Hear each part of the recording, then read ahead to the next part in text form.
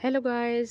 आज हम लोग बात करेंगे कोसमोस फ्लावर के बारे में, जो कि बहुत ही खूबसूरत होते हैं और ख़िज़ा में भी अपने रंग बखेरते हैं। तो ये फ्लावर्स बहुत ही नाजुक से होते हैं और बहुत ही प्यारे होते हैं और आपके गार्डन की खूबसूरती को चार चांद लगा देते हैं। इनके बीज भी काफ़ी सस्ते होते हैं और इजीली अवेलेबल होते हैं।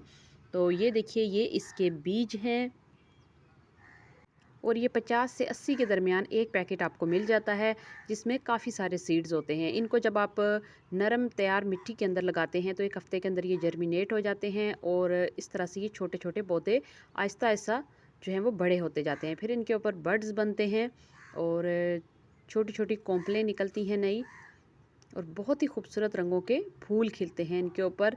आपने जिस भी कलर के ऑर्डर किए हों या मिक्स कलर में अगर आपने बीज ऑर्डर किए हों या ख़रीदे हों, तो उसी हिसाब से आपके फूलों के जो कलर हैं वो आपके सामने निखर निखर के सामने आएंगे। इस प्लांट को ज़्यादा केयर की भी ज़रूरत नहीं होती और इसको आप बड़े पैमाने पर भी अपने घर में उगा सकते हैं, अपनी क्यारियों में, अपने लॉन में, अपने बागीचों में।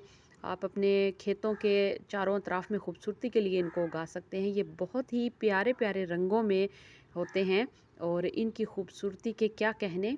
बहुत ही खूबसूरत फूल है ये और इसको उगाना भी आसान है। इसकी केयर भी कोई इतनी ख़ास नहीं होती। आपने इसको टाइम पे पानी देना होता है। जब ऊपर की मिट्टी जो है वो गमले की, पॉट की या क्यारी जिसमें आपने लगा रखा है, जब वो मिट्टी ऊपर से आपको खुश्क नज़र आए, तब आपने इसको सुबह या शाम में किसी वक्त में पानी देना होता है।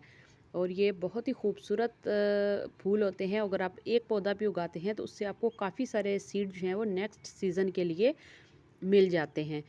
तो यहाँ पे देखिए, ये छोटे छोटे जो फ्लावर्स हैं ये कितने ही दिलकश दिखाई देते हैं और इनके अंदर अल्लाह पाक ने कितनी खूबसूरती रखी है।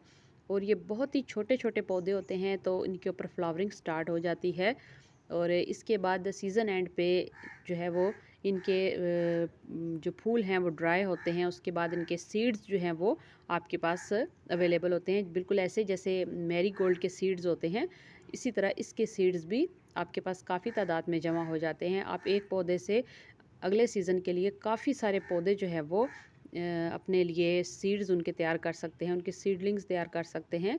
तो इन पौधों को आप ज़रूर अपने घर में लगाएं। कोसमोस के पौधों को आप ज़रूर अपने घर में लगाएं, अपने ऑफिसेज़ में लगाएं। इनको गमलों में भी आसानी से ग्रो किया जा सकता है। अगर आपके पास कच्ची ज़मीन नहीं है तो आप इसको बास्केट्स में, बकेट्स में, पॉट्स में, इवन के फ्रूट के जो हमारे पास क्रेट आते हैं उनके अंदर भी आप इनको लगा सकते हैं। जो टोकरियाँ आती हैं फ्रूट की, आप उनके अंदर भी इनको लगा सकते हैं। इनको लगाना बहुत आसान होता है। सब्ज़ी की टोकरियों के अंदर भी आप इनको ईज़िली लगा सकते हैं। इनकी जड़ें ज़्यादा दूर नहीं जाती। तो आप इनको अपने घर आंगन में खूबसूरती का हिस्सा ज़रूर बनाएं।